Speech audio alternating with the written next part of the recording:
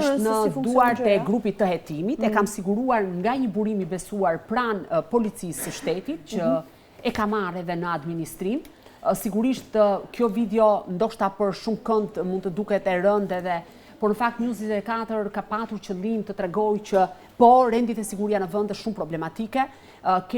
Do duhet të jetë një alarm i shtuar në raport me atë se çfarë po ndodh në vend edhe se çfarë realisht policia duhet bëj për të mos patur dhe për të mos. Si duhet menaxhuar gjithë kjo situatë, Klodi? Dëgjoj, konfliktet e Emiliano Shullazit janë të njohura ndër vite. Ai thash ka një sër procesesh, është duke u gjykuar dhe hetuar për krime shumë të rënda, është i dënuar për grup kriminal dhe për gjobvënje ndaj një biznesmeni, po ashtu ka akuza të rënda të hapura, ka qenë një personazh që ka dominuar botën e krimit.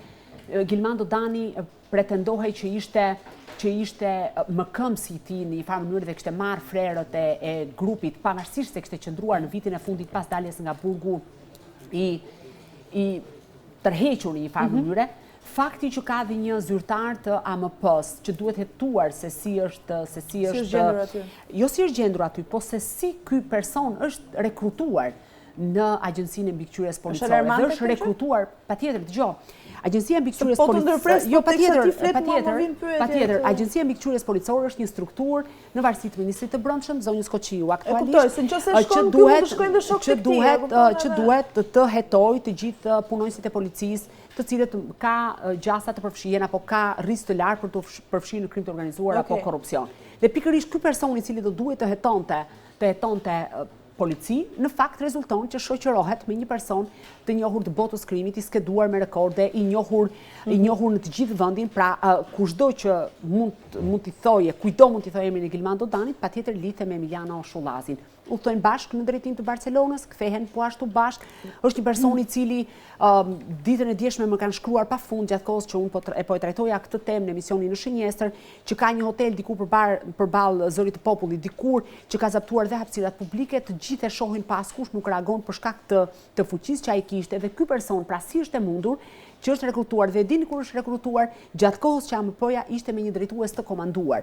Pra, këta vetë politika i lë institucione shumë të rëndësishme në mëshirë të fatit, me drejtues të komanduar, dhe pa pritmas rekrutohen persona problematik. Dhe në rastin konkret, Muçi Shaljani duhet të sqarojë, emrin e ka patur Mustafa Sheqeri, pra emri i tij nga lindja, por e ka ndryshuar Muçi Shaljani dhe zyrtarisht ka këtë identitet në dokumentat pranë Agjencisë së Mbikëqyrjes Policore. Arsyet se pse e ka ndryshuar emrin, kjo mbetet për të parë i përket hetimit.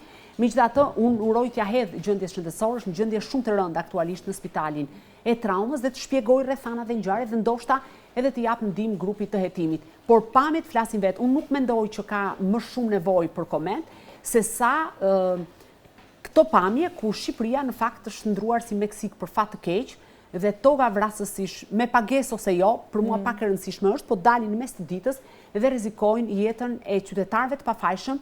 Aty ka pafund njerëz që kalojnë, ka edhe fëmijë edhe gra që presin të afërmit e tyre, i përcjellin, ka turistë të cilët vinë në Shqipëri dhe ndërkohë përballen me një pamje të tillë.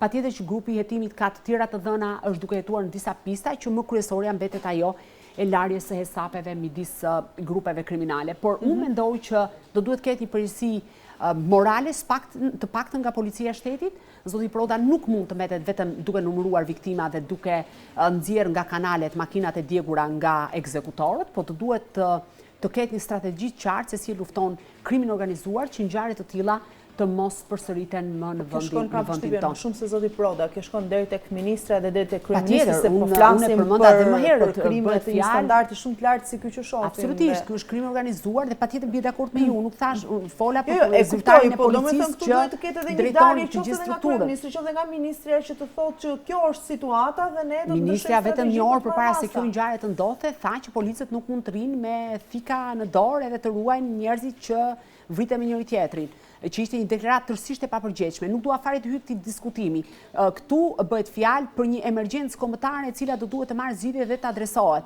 Dhe policia nuk mund të lihet në mëshirë të fatit dhe nuk mund të degenerohet deri në këtë pikë, saqë krimi i organizuar të lëviz ditën për diell, të bëhet rrezik potencial për çdo qytetar të thjeshtë të këtij vendi.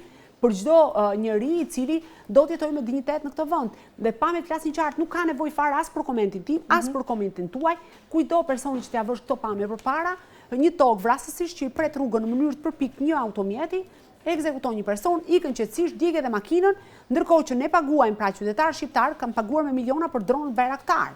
Ne kemi paguar edhe për satelitët Albania 1, Albania 2, por nuk po shkoj deri atje. Ndërkohë që policia e shtetit e gjithë angazhohet për skuter elektrik, për monopatina e tjera me radhë. Pra e gjithë kjo gjëja në total është që po, rendi dhe siguria është në pikën e vetë më të zezë dhe ka një alarm që do duhet të ngrihet në nivel kombëtar. E kuptoj. Klodi, se s'kemi shumë kohë, e fundit pyetje. A mundet që policia e shtetit edhe jo vetëm të nxjerrin të gjithë databazën e personave problematik të përfshirë me krimin, të ndiqen, të monitorohen? Pse është kaq e lehtë që një personazh si Gilmando Dani dhe jo vetëm të mund të udhtojë jashtë vendit, të kthehet, të lëviz lirisht, duke ditur që ai ka konflikte të jashtëzakonshme me bandat e tjera kriminale, dhe kjo policia e shtetit, pra mund të bëhet një punë e tillë që këta të jenë gjithmonë në mbikëqyrjen e forcave të policisë edhe jo vetëm? Jo, domosdoshmërisht të gjithë njerëzit e botës krimit mund të mbikëqyren, por ama duhet ketë bashkëpunim institucional në momentin që dikush lëviz me shoqërohet, të ketë raporte, të ketë një bashkëpunim mes specialistit të zonës, pra atyre punojësve SPZ-ve të thjeshtë që ne themi gjatë gjithë kohës, po ashtu të ketë një bashkëpunim mes shërbimit informativ kombëtar, policisë së shtetit, prokurorisë posaçme, prokurorive të jurisdiksionit të zakonshëm, pra do duhet të ketë një strategji kombëtare për mënyrën se si luftohet krimi i organizuar. Dhe patjetër personazhe të tillë mund të mbahen në mbikëqyrje, mund të ketë edhe kontakte të personave që janë afër tyre, të shikohet ku lëvizin, ku e kanë rezidencën, nëse ata e ndrojnë vendbanimin, do duhet patjetër të ketë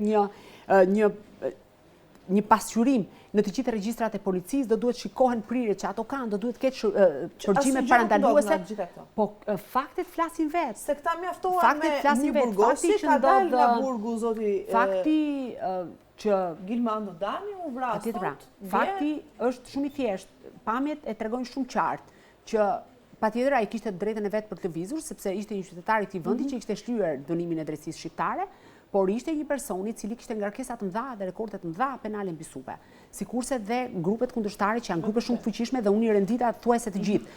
Domethënë, dhe patjetër që mënyra se si veprohet, dëgjoj, unë mendoj që gjithë kjo histori do duhet nisë nga hetimi çfarë ndodh brenda në burg me Emiliano Shullazin, se vetëm nga aty do të mund të kuptohet qartë se realisht çfarë po ndodh me të gjithë lëvizjet në botën e krimit, edhe se si erdhi edhe një ngjarje kaq e rëndë, sa sikur se thash, ndoshta bëhem e bezdishme për opinionin publik, por realisht është cënimi i hapur i sigurisë kombëtare. Jo, e bezdisë vetëm e bezdisë nuk bërë, jo, duhet ta them këtë gjë, sepse besoj që gjithë janë ata njerëz që kanë parë këtë skenë nga afër, mendoj që janë të traumatizuar.